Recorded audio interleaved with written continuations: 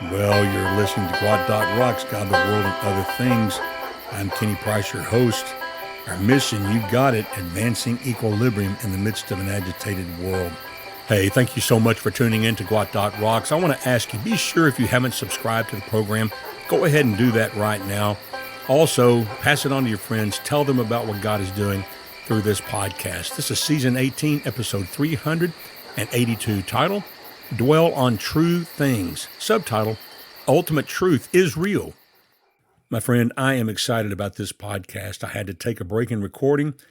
Before I came back to recording, I checked my phone, checked some messages, saw I had some notifications from Instagram. A friend of mine forwarded me an interview with Speaker of the House, Michael Johnson. Evidently, it was a podcast of some sort. I didn't see the identifier for who the person was he was speaking to.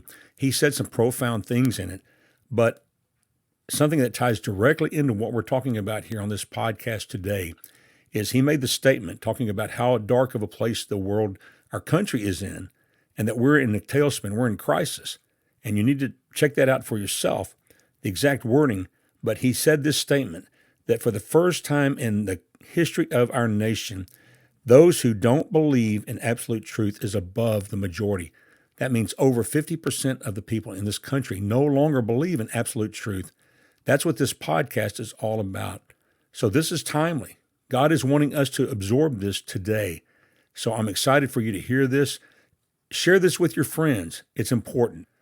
Now, here's the podcast. In episode 380, I talked about the 6 Christian ideals for living, subtitled The Divine Life of God in Living Pictures. It's based on Philippians chapter 4, verse 8. Let me read that verse again. Finally, brothers and sisters, whatever is true, whatever is honorable, whatever is just, whatever is pure, whatever is lovely, whatever is commendable, if there is any moral excellence and if there is anything praiseworthy, dwell on these things. And the implication of the statement there, where it says, if there is, the implication is, there is. We're picking up on that thought by looking at these 6 ideals over the next 6 Mondays. We are commanded to dwell on these things that are morally excellent and praiseworthy.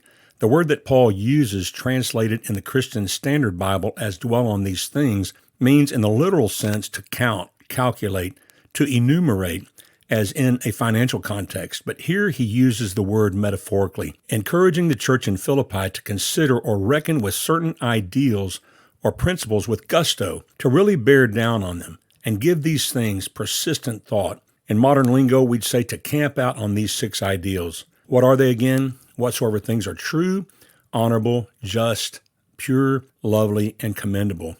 The first Christian ideal we should all dwell on is whatsoever things are true. It refers to the state of being true or the quality of being in accordance with fact or reality. It's often employed to characterize statements, information, or qualities that are genuine and accurate. It's no coincidence that in today's culture that the understanding of what is true is under assault. The day that Jesus stood before Pontius Pilate, as Pilate sparred with Jesus, Jesus told him, when Pilate asked him if Jesus is in fact the King of the Jews, Jesus told him that he spoke the truth. Pilate immediately asked, what is truth? Our nation and our world in a moral tailspin into meaninglessness and anarchy because we have abandoned the idea of ultimate truth and fallen into the disaster of moral relativism and subjective reality, where every individual is the ultimate determiner of what is truth for them, which is, of course, absurdity. The Apostle Paul makes it clear that ultimate truth does exist.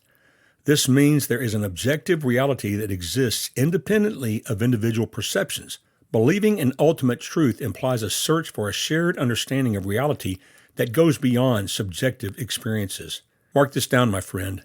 True things provide a foundation for determining what is morally right or wrong, guiding ethical decision-making. True things are crucial for finding meaning and purpose in life. True things offer a framework for understanding the nature of existence, the human condition, and one's role in the universe. True things provide a foundation for a consistent and coherent worldview. It helps individuals and societies establish a set of principles or beliefs that align with each other, fostering stability and order. The pursuit of truth is a fundamental aspect of intellectual inquiry. The concept of ultimate truth serves as a driving force for advancing knowledge and understanding the fundamental principles governing the universe. Ultimate truth acknowledged facilitates communication and mutual understanding among individuals and communities. Common reference points based on truth can contribute to social cohesion. The existence of the Christian ideal of true things sets forth a worldview that transcends individual perspectives and instead appeals to the perspective, the universe that God gives to us through His Word, both in the divinely inspired written Word we call the Christian Bible and through His living Word, Jesus Christ. I've included in the show note a hyperlink to gwot.rocks that has a great starting point to read, where you'll find some key verses about the truth. The page has all the verses not only listed but written out, which makes it quick for you to absorb.